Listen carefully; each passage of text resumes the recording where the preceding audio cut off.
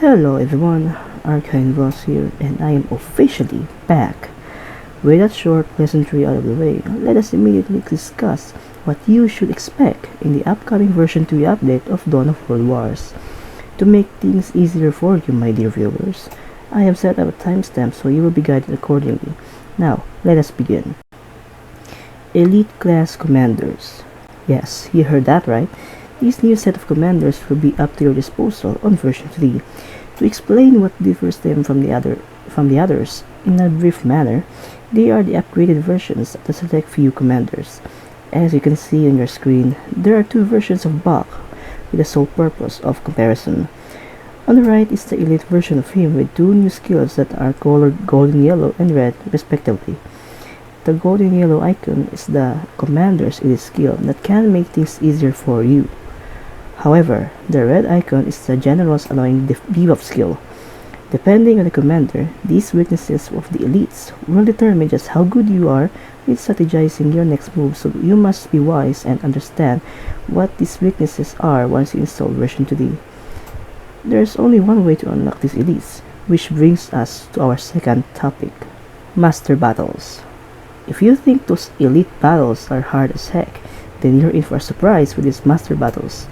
To put it simply, they are the harder versions of elite battles, meaning you're in for double trouble. But fret not, for you will reap great rewards if you can manage to achieve victory, resources, and an elite commander. And there is a twist on these master battles. It will be similar to World Conqueror Force Annihilate the Enemy, meaning, depending on how Robert Castro will implement this in the game, you only need to destroy a certain amount of powerful enemy units and/or commanders with a given amount of turns. But the good thing is, regardless if you're playing on a master battle on either Axis or the allied side, you can deploy commanders from both sides for more versatile gameplay. Now, moving on with the third topic, Crash Fix. This may not sound important, but this is a great thing for us players. With this new update, the game will no longer crash at random times during gameplay or opening the game, so you can now rest easy. We're almost finished with this discussion, so if you can, now is a great time to subscribe. Only a few of you have subscribed to the channel, so I'd appreciate it if you smash that sub button to help me out. Now, back to the discussion. Hard Mode. Hard Mode will also be a thing on version 3, so to explain it briefly once more, Hard Mode is essentially Campaign 2.0, with harder campaign battles and such. This will be implemented slowly, so for now, you should focus on Master Battles. Our second to the last topic is about the screen ratios on certain devices.